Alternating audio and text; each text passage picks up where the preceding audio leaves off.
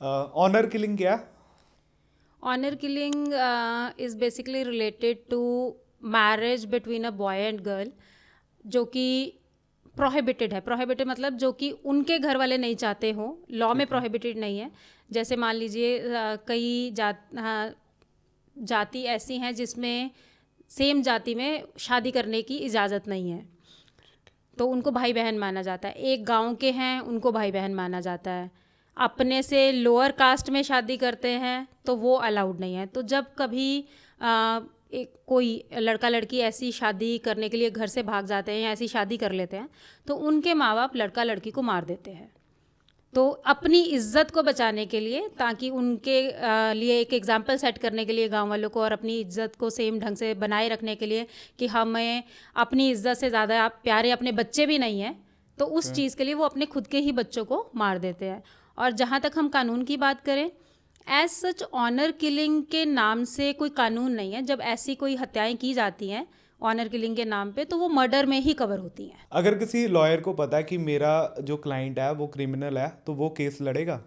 बिल्कुल लड़ेगा जी, क्योंकि हमारा जो कानून है, कॉन्स्टिट्यूशन है भारत का, वो राइट देता है हर किसी को opportunity of being heard and equality before law. तो अपॉर्चुनिटी ऑफ बीइंग हर्ड, चाहे किसी सामने से पता है कि XYZ है, इसी ने मर्डर कमिट किया है, प्राइमा फेसाई एविडेंसेस भी उसी के हैं। ऐसा नहीं है कि सामने से पता है बट उसे अपॉर्चुनिटी नहीं दी जाएगी, उसे भी सुना जाएगा। तो अगर कोई वकील केस नहीं लड़ेगा, तो हमारे कानून में प्रावधान है कि उसे फ्री में सरकार वकील देगी। अच्छा, ये भी है? हाँ जी, क्योंकि दोनों पार्टीज को सुनने के बाद ही कानून अपना फैसला कर सकता है। अब इसमें मैं एक छोटा सा एग्जांपल दूंगी कि शायद वो एग्जांपल यहाँ अप्रोप्रिएट है या नहीं, मैं 2 मिनट के लिए सोच नहीं पा रही हूँ, बट फिर भी, जैसे किसी ने मर्डर कर दिया, ओके। तो अब वो मर्डर उसने किस सिचुएशन में किया? क्या वो मेंटली फिट था? क्या उसने सोच समझ के किया, या सडन एंड ग्रेव प्रोवोकेशन में कर दिया, कि अचानक से in the heat of movement कर दिया? तो बहुत सारे डिफेंसेस भी हैं हमारे पास। तो सामने से दिखा कि उसने गोली चला दी, वो गोली चली कैसे, क्यों चली, इन सब कारणों को जानने के बाद ही उसे सज़ा दी जाएगी। इंसान तो मर चुका है, बट वकील को पता है कि मेरे ही क्लाइंट ने हत्या की है, वो फिर भी उसका केस लड़ेगा, क्योंकि अल्टीमेटली हमें जो भी क्राइम कमिट हुआ है उसकी गहराई तक पहुंचना है कि वो हुआ क्यों है, और उसके हिसाब से फिर सज़ा दी जाएगी।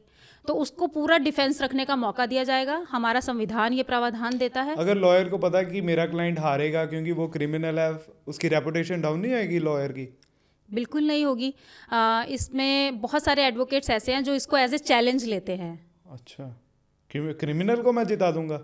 क्रिमिनल को जिता दूंगा, या आप ये कह सकते हैं कि एज ए चैलेंज लेते हैं कि कोई उसका केस नहीं लड़ रहा, तो I am the one who is standing with him, because मेरा लॉ कानून ये कहता है, हमारे देश का कानून ये कहता है कि उसको भी न्याय मिलने का अधिकार है, उसको सुना जाना चाहिए। ओके। तो इसलिए बहुत सारे वकील हैं जो इस चीज़ को एज ए चैलेंज भी लेते हैं। तो इसकी बहुत सारी एग्जाम्पल्स भी आपको हमारे पूरे के पूरे इस क्रिमिनल जस्टिस सिस्टम के अंडर मिल जाएंगी, बहुत से वकीलों की। यूसीसी क्या? Uniform civil code. तो यूनिफॉर्म सिविल कोड एक ऐसा कोड है कि जिसमें जितने भी हमारे रिलीजन को लेके लॉ है, रिलीजन को नहीं कह सकती हूँ, जैसे शादी को लेके लॉ हैं, उन सब के लिए अलग अलग जो प्रावधान बने हुए हैं, अलग अलग धर्म के हिसाब से, वो सब एक ही कानून के अंडर आ जाएंगे। जैसे हिंदू की अगर मैं बात करूँ, हिंदू मैरिज एक्ट के अंडर तो एक ही शादी हो सकती है, ठीक है। अगर मैं मुस्लिम लॉ की बात करूं तो वो उनका कस्टमरी लॉ कहता है कि वो 4 शादियां करवा सकते हैं। तो अगर यूसीसी लागू होता है तो वो सब के सब एक ही शादी के अंडर आ जाएंगे, वो irrespective of the religion of any person, that every person will be governed by UCC only, uniform civil code only. तो उत्तराखंड अभी तक हमारे देश में पहली स्टेट है जो कि यूसीसी लाने के हक में है। उसके लिए उन्होंने बिल पेश कर दिया हुआ है, तो शायद से देखिए अगले 1-2 महीने में यूसीसी वहाँ पे लागू हो जाएगा। अगर कोई डोमेस्टिक वायलेंस का विक्टिम है तो उसके राइट्स क्या हैं? देखिए, डोमेस्टिक वायलेंस में दोनों कवर होते हैं, male and female both. Okay. तो अभी कोविड के दौरान बहुत सारे केसेस ऐसे आए हैं जिसमें कोर्ट ने बोला है कि क्रूएलिटी सिर्फ फीमेल के साथ नहीं होती, या डोमेस्टिक वायलेंस सिर्फ फीमेल के साथ नहीं हो रहा, वो मेल के साथ भी हो रहा है। तो उसके लिए डोमेस्टिक वायलेंस की अगर मैं बात करूँ तो डोमेस्टिक वायलेंस उन पे कोई भी कर सकता है। डोमेस्टिक वायलेंस मारपीट नहीं है, सिर्फ फिजिकली किसी को हरास करना, ये डोमेस्टिक वायलेंस में मेंटल हरासमेंट भी आती है। मेंटल हरासमेंट का एग्जाम्पल लीजिए कि बात करते हुए हर समय टॉन्टिंग करना। तो अल्टीमेटली जब मेंटल हरासमेंट होती है, that is something which is related to depression issues. ठीक है। तो मेंटली एक person due to the behaviour of someone is getting affected. तो डोमेस्टिक वायलेंस में दोनों तरह की चीज़ें आएंगी, और मेल और फीमेल दोनों के पास डोमेस्टिक वायलेंस के अंडर राइट है।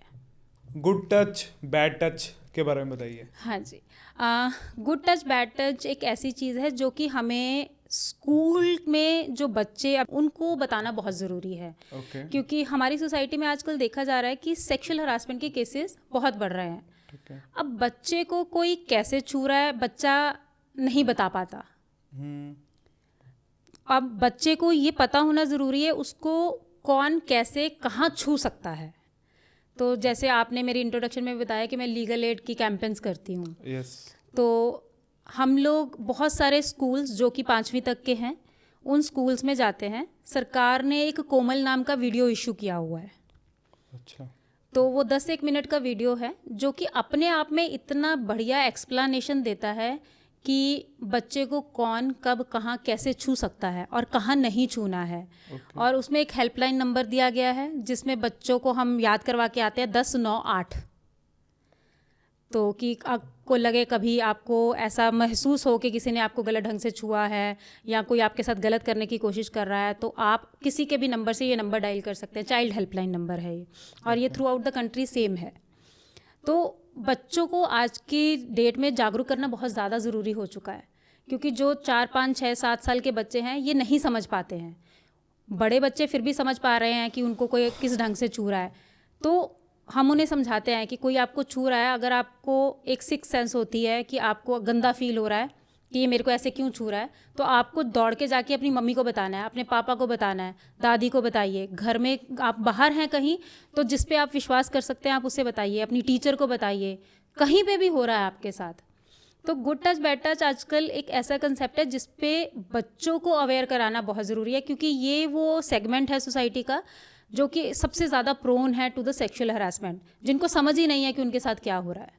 तो इसलिए सरकार ने एक कैंपेन चलाया था जिसके अंडर हमने फर्दर एक कैंपेन चलाया अपने आसपास के स्कूल्स में, बेसिकली सरकारी स्कूलों में, क्योंकि सरकारी स्कूलों में बहुत सारा चीज़ों की मुहैयत नहीं है कि वो लोग हर चीज़ बच्चों को बता सके, वीडियोस दिखा सके।